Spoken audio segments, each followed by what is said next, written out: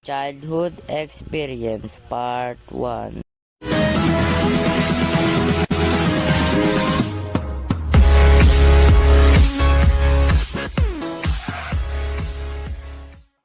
Hello mga tropa, ngayon kwento ko sa inyo mga childhood days ko. Aminin natin, nung bata tayo kahit anong laruan pwede maging laruan sa atin.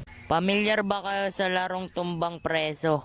Ito talaga mahilig kong laruin kasama mga tropa. Ganto lang laruin yun, kukuha ka ng lata na patapon na at syempre yung pamalakasan na tsinelas.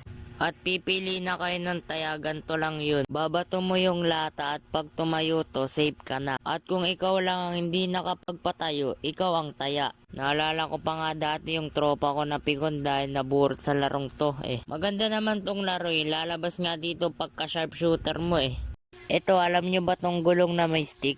Nilalaro din namin to ng mga tropa Ganto lang yun, papaikutin mo yung gulong gamit stick ng kahoy.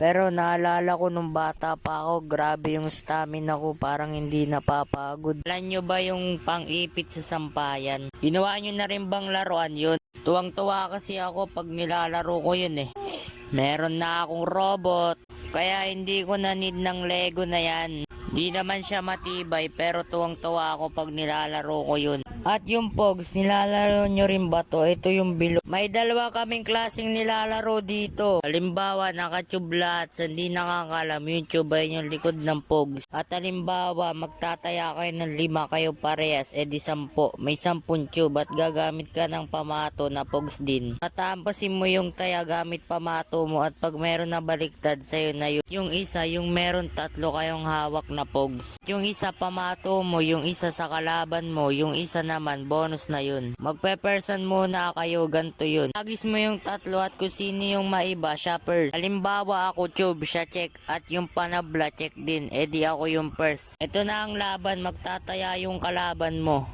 Kasi ako yung titira at ganun lang din kung sino maiba, siya panalo. Paano Charlie kung yung panabla yung naiba? At pag yung panabla naiba, walang panalo kaya ulitin lang yun. Yun lang sa ngayon mga tropa at huwag niyong kakalimutan na like and subscribe. Bye bye!